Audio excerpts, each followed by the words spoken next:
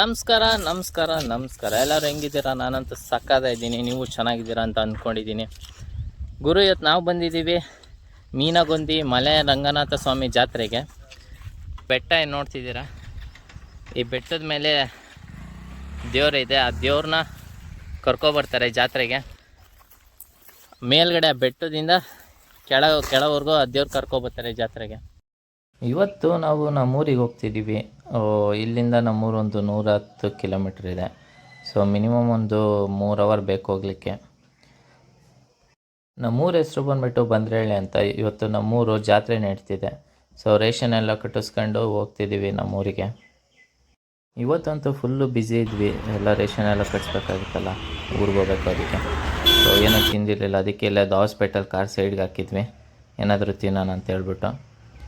ಹಿಂಗೆ ಸೈಡ್ಗೆ ಹಾಕ್ಬಿಟ್ಟು ಇವತ್ತು ನಾವು ಕೇಕು ಮತ್ತು ಸ್ವಲ್ಪ ಚಿಪ್ಸ್ ತಿಂದ್ಬಿಟ್ಟು ಹೊರಟ್ವಿ ಊರ ಸೈಡ್ಗೆ.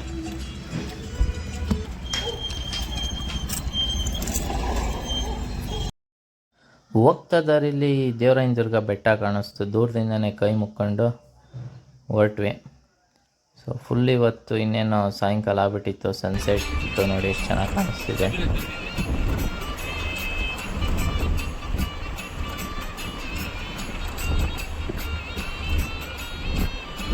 ಫಸ್ಟ್ ಟೈಮ್ ಈ ಥರ ಆಗಿದ್ದು, ಕಾರ್ ಬೋನೆಟಿಂದ ಹೊಗೆ ಬರ್ತಿತ್ತು. ಏನಂತ ನೋಡಿದ್ರೆ ಫುಲ್ಲು ಗಾಡಿ ಹಿಟ್ಟಾಗಿತ್ತು. ಸೊ ಗಾಡಿ ಆಫ್ ಆಗಿಬಿಡ್ತು. ನಮ್ಮ ಊರಿಂದ 2 ಊರು ಹಿಂದೆ ಗಾಡಿ ಆಫ್ ಆಗೋಯ್ತು. ನೋಡ್ರೆ ಫುಲ್ ಇಂಜಿನೆಲ್ಲ ಬಾಯ್ಲ್ ಆಗಿತ್ತು. ನಾವು ನೀರೇ ಹಾಕಿರಲಿಲ್ಲ, ಹಾಗೇ ಬಂದುಬಿಟ್ಟಿದ್ವಿ. ಮೆಕ್ಯಾನಿಕ್ನೆಲ್ಲ ಕರ್ಸಿ ನೋಡಿದ್ರೆ ಅವರು ಇಂಜಿನ್ ಸೀಸ್ ಆಗಿಬಿಟ್ಟಿದೆ, ರೆಡಿ ಮಾಡಿಸ್ಲೇಬೇಕು, ಮಿನಿಮಮ್ 1 ಲಕ್ಷ ಆಗ್ತದೆ ಅಂತ ಹೇಳ್ತಿದ್ರು. ಸೊ ಅಲ್ಲೇ ಗಾಡಿ ಅಲ್ಲೇ ಪಾರ್ಕ್ ಮಾಡಿಬಿಟ್ಟು ಇನ್ನೊಂದು ಕಾರ್ ತರಿಸ್ಬಿಟ್ಟು ರೇಷನ್ ಎಲ್ಲ ಕಳ್ಸಿದ್ವಿ ಜಾತ್ರೆಗೆ. ನಾವು ಬಂದ್ವಿ ಈಗ ಜಾತ್ರೆಗೆ. ಸೊ ನಾವು ಭಟ್ರಿಗೆ ರೇಷನ್ ಕೊಟ್ಬಿಟ್ಟು ನಾವು ಜಾತ್ರೆ ತಿರ್ಗಾಡೋಕ್ಕೆ ಬಂದ್ವಿ, ಹೆಂಗೈತೆ ನೋಡೋಣ ಅಂತ ಹೇಳ್ಬಿಟ್ಟು. ಸೊ ವಾಪಸ್ ಹೋದ್ವಿ. ನಾವು ಬರೋ ಅಷ್ಟರಲ್ಲಿ ಭಟ್ರು ಆಲ್ರೆಡಿ ರೆಡಿ ಮಾಡ್ಕೊಂಡಿದ್ರು ಎಲ್ಲ ಅಡುಗೆ ಮಾಡೋಕ್ಕೆ. ಏನೋ ಸಿಹಿ ಬೂಂದಿ ಮಾಡ್ತಿದ್ದಾರೆ, ನಾವು ಎಲ್ಲ ರೆಡಿ ಮಾಡ್ಕೊತಿದ್ವಿ, ಡೆಕೋರೇಷನ್ ಎಲ್ಲ ಮಾಡಿಕೊಂಡು. ಬೆಳಗಿನ ಜಾವ 3 ಗಂಟೆ 4:15 ಹಿಂಗೆ ಕಳಶ ಹುಡ್ತಾರೆ ತೇರಿಗೆ ಬ್ರಹ್ಮ ಮುಹೂರ್ತದಲ್ಲಿ. ಅದಕ್ಕೆ ಬೇಕಾಗಿರೋಂಥ ಪ್ರಿಪ್ರೇಷನ್ ಎಲ್ಲ ಮಾಡ್ಕೊಂಡ್ವಿ ಪೂಜೆಗೆ. ಬೆಳಗಿನ ಜಾವನೇ ಎದ್ದು ಹೋದ್ವಿ.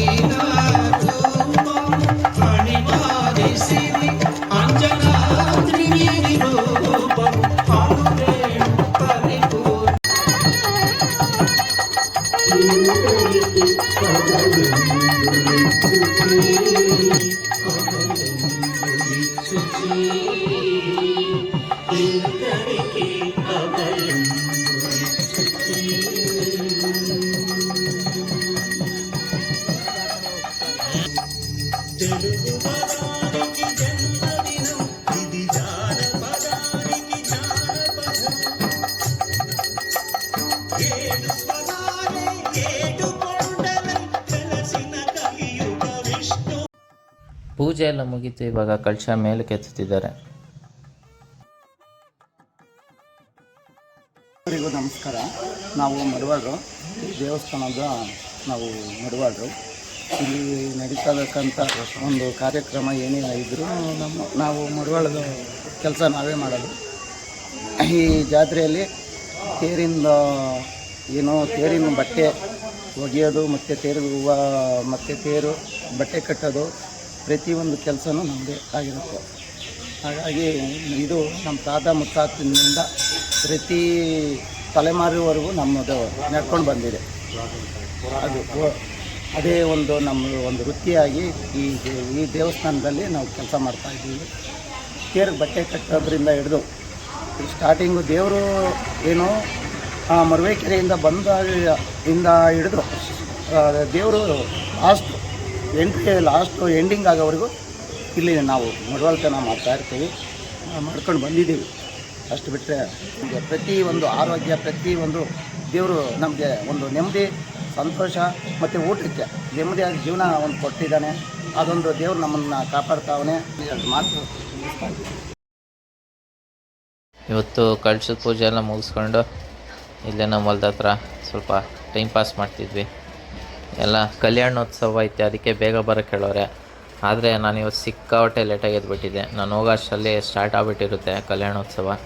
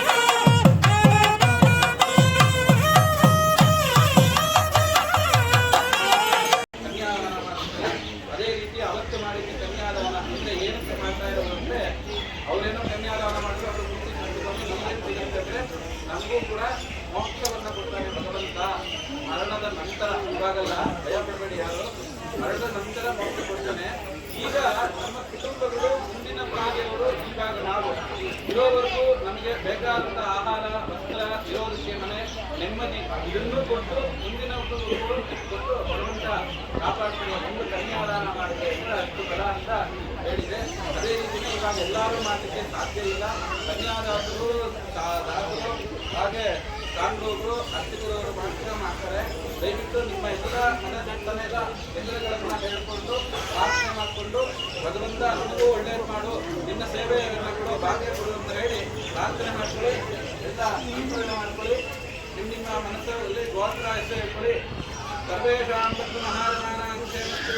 ಆರೋಗ್ಯ ಐಶ್ವರ್ಯಾರೋಗ್ಯ ಧರ್ಮಾರ್ಥ ಕಾಮ್ಯಮೋಕ್ಷ ಚತುರ್ವಿಧ ಬಲಪುರುಷಾಯ ಮಹಾಲಕ್ಷ್ಮೀ ನಮಃ. ಮಂಗಳ ನೀರಾಜನಾನಿ ಸಮರ್ಪಯಾಮಿ. ಜೈ ರಮಣ ಗೋವಿಂದ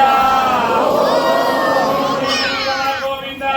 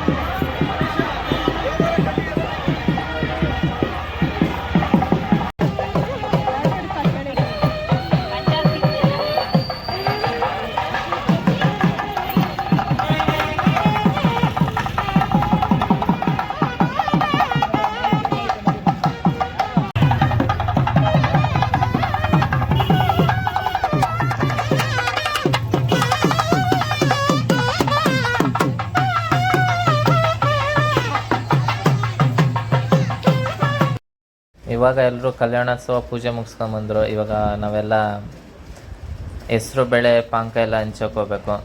ಇನ್ನೇನು ಅವೆಲ್ಲ ಹಂಚಾದ್ಮೇಲೆ ತೇರು ಎಳಿತಾರೆ. ಅದಕ್ಕೂ ಮುಂಚೆ ಹೆಸರು ಬೇಳೆ ಪಾನಕ ಹಂಚ್ಕೊಡ್ಬೇಕು ಅಂತಿದೆ.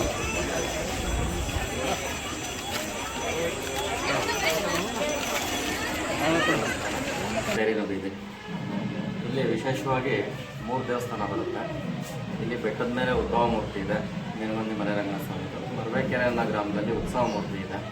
ಆ ಉತ್ಸವ ಮೂರ್ತಿ ತಗೊಂಬಂದು ಪ್ರತಿ ವರ್ಷ ಏಪ್ರಿಲ್ ತಿಂಗಳಲ್ಲಿ ಸ್ವಾತಿ ನಕ್ಷತ್ರದಲ್ಲಿ ಬ್ರಹ್ಮ ರಥೋತ್ಸವ ಮಾಡ್ತೀವಿ. ಇಲ್ಲಿರೋ ಮೂರ್ತಿನ 1997ರಲ್ಲಿ ಪ್ರತಿಷ್ಠಾಪನೆ ಮಾಡಿಸಿದ್ದು. ಅಂದರೆ ವಯಸ್ಸಾದವ್ರಿಗೆ ಹತ್ತದಕ್ಕಾಗಲ್ಲ ಬೆಟ್ಟದ ಮೇಲೆ ಅಂತ ಹೇಳ್ಬಿಟ್ಟು ಇಲ್ಲಿ ಪ್ರತಿಷ್ಠಾಪನೆ ಮಾಡಿಸಿದ್ದೀವಿ. ಹಾಗಾಗಿ ಒಟ್ಟು ಈ 3 ದೇವಸ್ಥಾನ ಇದೆ. ಈ 3 ದೇವಸ್ಥಾನದ ವಿಶೇಷ ಏನಂದರೆ ಅಂದರೆ ಚೋಳರ ಕಾಲದ ದೇವಸ್ಥಾನ ಇದು. ಸುಮಾರು 800 ವರ್ಷಗಳ ಇತಿಹಾಸ ಇರೋ ದೇವಸ್ಥಾನ. ಹಾಗಾಗಿ ಇಲ್ಲಿ ಚೋಳು ಅಂದರೆ ಆಗಿನ ಕಾಲದಲ್ಲಿ ಪಾಳ್ಯಗಾರ ಆಳ್ವಿಕೆ ಮಾಡಿದಿರುತ್ತೆ. ಅಂದರೆ ಜನಪದವಾಗಿ ಬಂದಿರೋದು ಇದು. ಆ ಪಾಳ್ಯಗಾರ ಆಳ್ವಿಕೆ ಮಾಡಬೇಕಾದ್ರೆ ಸ್ವಾಮಿಯವರು ತಿರುಪತಿ ಮಾರ್ಗವಾಗಿ ಇಲ್ಲಿ ರಂಗಸ್ವಾಮಿ ಅಂದರೆ ಇಲ್ಲಿ ಬೆಟ್ಟ ಇತ್ತು, ಪಾಳ್ಯಗಾರ ಆಳ್ವಿಕೆ ಮಾಡೋ ಕೋಟೆ ಇತ್ತು. ತಿರುಪತಿ ಮಾರ್ಗವಾಗಿ ಸ್ವಾಮಿ ಇಲ್ಲಿ ಬಂದಾಗ ಭಾಳ ಬೇಸಿಗೆ ಕಾಲದಲ್ಲಿ ಭಾಳ ಬಿಸಿಲಿತ್ತಂತೆ. ಆ ಬಿಸಿಲಿಗೆ ಆಶ್ರಯ ಪಡೆಯೋದಕ್ಕೆ ಒಂದು ಕಕ್ಕೆ ಗಿಡ ಅಂತ ಹೇಳ್ಬಿಟ್ಟು ಬೇಟೆ ಗಿಡ ಅಂತಾರೆ, ಅದರ ನೆರಳಿಗೆ ಆಶ್ರಯ ಪಡೆದ್ರಂತೆ. ಅವ್ರ ಶಕ್ತಿಗೆ ಆ ಬೇಟೆ ಗಿಡ ಕಿತ್ಕೊಂಡು ಹೋಯ್ತಂತೆ. ಆವತ್ತಿನ ಕಾಲಕ್ಕೆ ಅದನ್ನು ಕರ್ಕೊಂಬಂದು ಮತ್ತೆ ಒಂದು ಚೈನ್ ಹಾಕ್ಬಿಟ್ಟು ಕಟ್ಟಿ ನನ್ನಿಂದ ಏನು ತೊಂದರೆ ಆಗಲ್ಲ ನಿಮಗೆ ಅಂತ ಹೇಳ್ಬಿಟ್ಟು ಹಿಂಗೆ ಅಂತ ಹೇಳಿ ಕೂರಿಸ್ಕೊಂಡ್ರಂತೆ. ಅದಾದಮೇಲೆ ಬೆಟ್ಟದ ಮೇಲೆ ಉಳಿದೊಣೆ ಅಂತ ಇದೆ. ಆ ಬಿಸಿಲು ಇದಕ್ಕೆ ಉಳಿದೊಣೆ ಹೋಗ್ಬಿಟ್ಟು ಮೀನಾಕಾರ ತಾಳ್ಬಿಟ್ಟು ಸ್ವಾಮಿಯವರು ಈಜಾಡೋದಕ್ಕೆ ಮೀನಾಕಾರ ತಾಳಿ ದೊಣೆಗೆ ಬಿದ್ರಂತೆ. ಆ ದೊಣೆಗೆ ಬಿದ್ದಾಗ ಅಲ್ಲಿದ್ದಂಥ ಪಾಳ್ಯಗಾರಲ್ಲಿ ಯಾವುದೋ ಒಂದು ಮೀನು ಬಂದ್ಬಿಟ್ಟಿದೆ ಅಂತ ಹೇಳ್ಬಿಟ್ಟು ಬಲೆ ಎಲ್ಲ ಬೀಸಿದ್ರಂತೆ. ಎಷ್ಟೇ ಬಲೆ ಬೀಸಿದ್ರು ಮೀನು ಬಲೆಗೆ ಬಿಡ್ತಾ ಇರಲಿಲ್ವಂತೆ. ಒಂದು ದೊಡ್ಡದು ಬಲೆ ಬೀಸಿಬಿಟ್ಟು ಮೀನು ಬಲೆಗೆ ಬಿದ್ದಾದ ನಂತರ ಪ್ರತ್ಯಕ್ಷ ಆಗಿ ಸ್ವಾಮಿ ಆವತ್ತಿನ ಕಾಲಕ್ಕೆ ನಾನು ಇಲ್ಲಿ ಶ್ರೀ ಮೀನುಗುಂದಿ ಮಲೆರಂಗನಾಥ ಸ್ವಾಮಿ ಆಗ್ಬಿಟ್ಟು ಇಲ್ಲಿ ನೆಲೆಗೊಳ್ತೀನಿ, ಉದ್ಭವ ಆಗ್ತೀನಿ. ಈ ಕ್ಷೇತ್ರ ಮುಂದಕ್ಕೆ ಭಾಳ ಪ್ರಸಿದ್ಧಿ ಬರುತ್ತೆ. ಹಾಗಾಗಿ ನೀವು ಇಲ್ಲಿ ನಾನು ಉದ್ಭವ ಆದಮೇಲೆ ಇಲ್ಲೊಂದು ದೇವಸ್ಥಾನ ಕಟ್ಟಿಸ್ಬಿಟ್ಟು ನೀವು ಇಲ್ಲಿಂದ ಹೊರಟೋಗ್ಬಿಡ್ರಿ ಅಂತ ಸ್ವಾಮಿಯವರು ಹೇಳೋದಂತೆ. ಅವರು ಆವತ್ತಿನ ಕಾಲಕ್ಕೆ ಅದೇ ಥರ ಸ್ವಾಮಿಯವರ ಉದ್ಭವ ಆದ್ರಂತೆ. ದೇವಸ್ಥಾನ ಕಟ್ಟಿಬಿಟ್ಟು ಅಲ್ಲಿ ಆಳ್ವಿಕೆ ಮಾಡ್ತಿದ್ದವರೆಲ್ಲ ಹೊರಟೋದ್ರಂತೆ. ಅವತ್ತಿಂದ ಇಲ್ಲಿವರೆಗೂ ದೇವಸ್ಥಾನ ಒಂದೇ ಸ್ಟೆಪ್ ಬೈ ಸ್ಟೆಪ್ಪಲ್ಲಿ ಭಕ್ತಾದಿಗಳು ಬಂದು ನಡ್ಕೊಂಡು ಹೋಗ್ತಾ ಇದೆ. ಈಗ ವಿಜೃಂಭಣೆಯ ಜಾತ್ರೆ, ವಿಶೇಷ ಕಾರ್ಯಕ್ರಮಗಳು ಈ ಥರ ನಡೀತಾನೆ ಇರುತ್ತೆ. ಅದರಲ್ಲೂ ಈ ಮರಬೇಕೆರೆಯಲ್ಲಿರೋ ದೇವಸ್ಥಾನದಲ್ಲಿ ತುಂಬ ವಿಜೃಂಭಣೆಯ ವೈಕುಂಠ ಏಕಾದಶಿ, ತೆಪ್ಪೋತ್ಸವ ಆಗ್ಬೋದು, ದಶಾವತಾರ ವಾದ, ಈ ಥರ ಅನೇಕ ಕಾರ್ಯಕ್ರಮಗಳು ಅಲ್ಲಿ ನಡೆಯುತ್ತೆ. ಇಲ್ಲಿ ಪ್ರತಿ ಶನಿವಾರ ಪೂಜೆ ಇರುತ್ತೆ, ಅಲ್ಲಿ ಪ್ರತಿ ನಿತ್ಯ ಪೂಜೆ ಇರುತ್ತೆ. ಬೆಟ್ಟದ ಮೇಲೂ ಮಾತ್ರ ಪ್ರತಿ ಶನಿವಾರ ಪೂಜೆ ಇರುತ್ತೆ.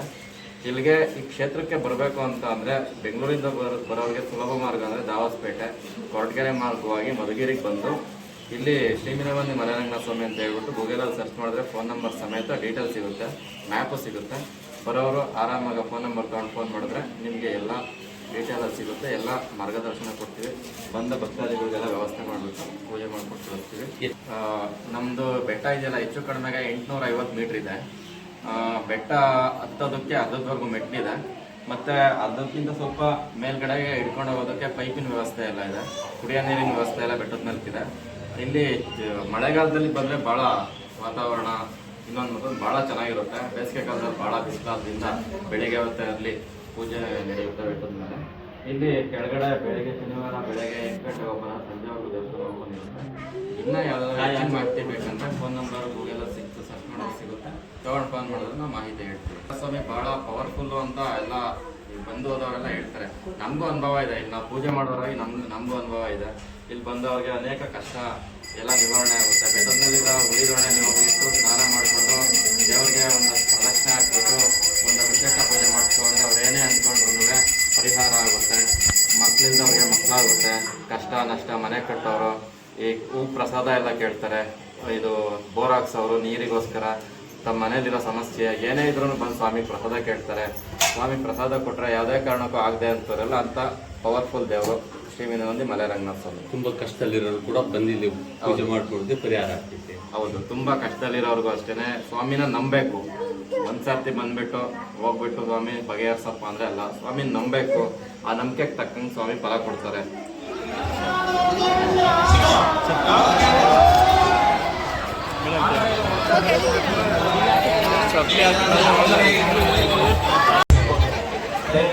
ಆಹಾರ ಮೇಲೆ ನಮಗೆ ತುಂಬ ಅನಾನುಕೂಲ ಆಗುತ್ತೆ.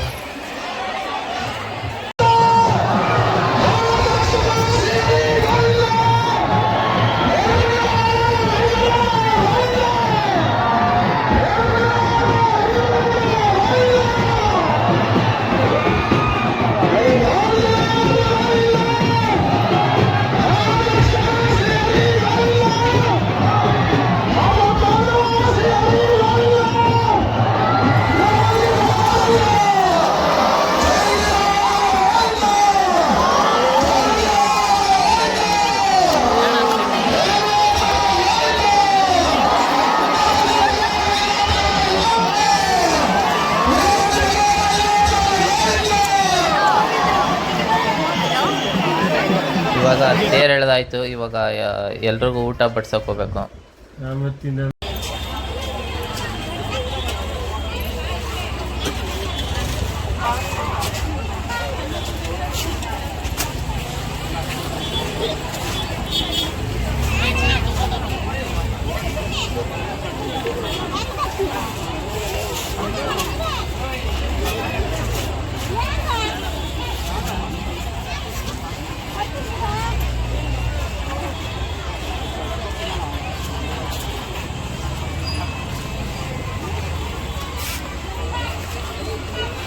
ಲೋಟ ತಂದಿಲ್ವಾ?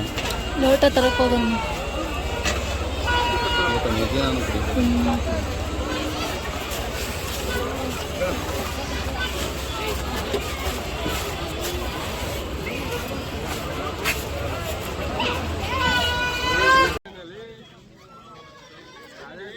ಎಲ್ರಿಗೂ ಇವಾಗ ಊಟ ಬಡಿಸ್ಬಿಟ್ಟು ನಾವು ಐಸ್ ಕ್ರೀಮ್ ತಿನ್ನೋಕೆ ಬಂದಿದ್ದೀವಿ. ಇಲ್ಲಂತೂ ಸಿಕ್ಕಾಪಟ್ಟೆ ಬಿಸಿಲೈತೆ.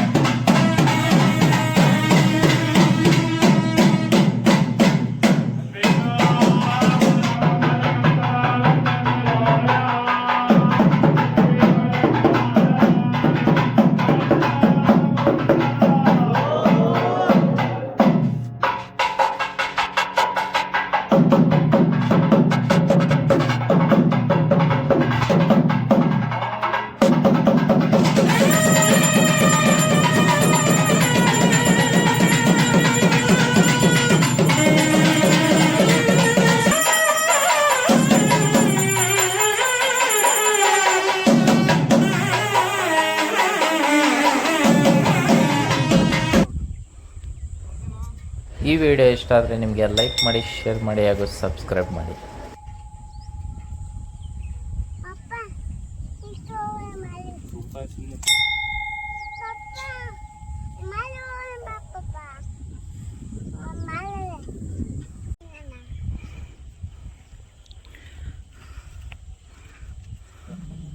ಶ್ರೀ ಮೇಲಮಂದಿ ರಂಗನಾಥ ಸ್ವಾಮಿ ಪಾದಕ್ಕೆ ನಮಸ್ಕಾರ ಮಾಡ್ತಾ ಮೇಲಮಂದಿ ರಂಗನಾಥ ಸ್ವಾಮಿ ಸ್ಥಾಪನೆಯಾಗಿ 50 ಸಾಧಾರಣವಾಗಿ ಜಾತ್ರೆ ವಗೈರೆ ಕೆಲಸ ಇಟ್ಕೊಂಡಿರುತ್ತೆ. ಇದು 5 ದಿವಸದ ಜಾತ್ರೆ. ಇದು ಧರ್ಮಕರ್ತರು ಮತ್ತು 9 ಮಂದಿ ಕುರುಡು ಮುಖಾಂತರ ನಡೆಯೋದು. 9 ಮಂದಿ ಕುರುಡುಗಳು ಎಲ್ಲ ತಮ್ಮ ತಮ್ಮ ಬಂದು ಪೂಜೆ ಪುರಸ್ಕಾರ ಮಾಡಿಸ್ಕೊಂಡು ಧರ್ಮಕರ್ತರಿಗೆ ಗೋಧಿ ಕೊಡ್ಬೇಕು. ಧರ್ಮಕರ್ತರು ವಿಧಿಸಿದ ಪದವಿ ಅವ್ರು ಕೊಟ್ಟು ಹೋಗ್ತಾರೆ. ಅದರಲ್ಲಿ ಧರ್ಮಕರ್ತರಿಗೆ ಬೇರೆ ಬೇರೆ ಎಲ್ಲ ಖರ್ಚು ಬಹಳ ಏನಿಲ್ಲ, 4-5 ಲಕ್ಷ ರೂಪಾಯಿ ಖರ್ಚು ಬರ್ತೈತೆ ಜಾತ್ರೆ ಮಾಡ್ಬೇಕಾದ್ರೆ. ನಾವು ಕೊಡೋದು ಕೊಂಚ, ಬೇರೆ ಬೇರೆ ಕೊಡೋದು ಸೇರ್ಸಿ ಧರ್ಮಕರ್ತ ಜವಾಬ್ದಾರಿ ಜಾತ್ರೆ ಮಾಡ್ತಾನೆ. ಜಾತ್ರೆ ಮುರುವೇಕೆರೆ ಊರಿಂದ ದೇವ್ರನ್ನ ಮೊದಲು ದಿವಸ ಕರ್ಕೊಂಡ್ಬರ್ತಾರೆ. ಅದು ಈ ಸಾರಿ ಬಹಳ ಚೆನ್ನಾಗಿ ಬಂತು. ನಾನು ಹೋಗಿದ್ದೆ. ನಾನು ಹೋಗುವಾಗ ದೇವ್ರ ಬೆಟ್ಟಕ್ಕೆ ಬಂದ್ಬಿಟ್ಟಿತ್ತು. 8 ಗಂಟೆಗೆ ದೇವ್ರು ಬಂದಿತ್ತು. ಬೆಟ್ಟದ ಮೇಲೆ ಆಗಮಿಕರು ಸೇರ್ಕೊಂಡು ಧರ್ಮಕರ್ತರು, ಮೇಳದವರು, ಧರ್ಮಕರ್ತರ ಬಳಗ, ಅವರ ಅಂತಮ್ಮಗಳು ಎಲ್ಲ ಸೇರ್ಕೊಂಡು ಅಲ್ಲಿ ಸಾಯಂಕಾಲ ಪೂಜೆ ಶುರು ಮಾಡಿ ಆಲ್ಮಿಕರ ಮುಖಾಂತರ ಎಲ್ಲರೂ ಕಂಕಣ ಕಟ್ಕೊಂತಾರೆ. ಕಂಕಣ ಕಟ್ಕೊಂಡ್ಮೇಲೆ ಶಾಸ್ತ್ರಗಳು ಏನಾಯ್ತು ರಾತ್ರಿ ಎಲ್ಲ 4 ಗಂಟೆವರೆಗೂ ಶಾಸ್ತ್ರಗಳು ಮುಗಿಸಿ ಗಜಾನ ಕಲ್ಯಾಣ ಇದಂಥದ್ದು ಧ್ವಜಾರೋಹಣ ವಗೈರೆ ಮಾಡಿ ಗರುಡ ಪ್ರತಿಷ್ಠಾಪನೆ ಮಾಡಿ ಗರುಡನಿಗೆ ಬುತ್ತಿ ಇಟ್ಟು ಎಲ್ಲ ಮಾಡ್ತಾರೆ. ಅಂದ್ರೆ ಗರುಡ ಆವತ್ತಿನಿಂದ ಜಾತ್ರೆ ಮುಗಿಯೋವರೆಗೂ ಏನು ಇಲ್ಲಿ ಅಸ್ತೀಕರಣ ಕಟ್ಟಡ ನಡೆದಂಗೆ ಕಾವಲಿರ್ಲಿ ಅಂತ. ನನ್ನ ಅನುಭವ 65 ವರ್ಷ. ಯಾವುದೇ ಸಂದರ್ಭಗೂ ಏನೇ ಗಲಾಟೆ ಆದ್ರೂ ಏನು ಇಲ್ಲಿ ಯಾರು ಅಧಿಕರಣೆ ನಡೀಲಿಲ್ಲ. ಗಲಾಟೆ ಕೂಗಾಟ ಆಗೈತೆ, ಕೈ ಮುಗಿಲ್ಲ. ನಾನು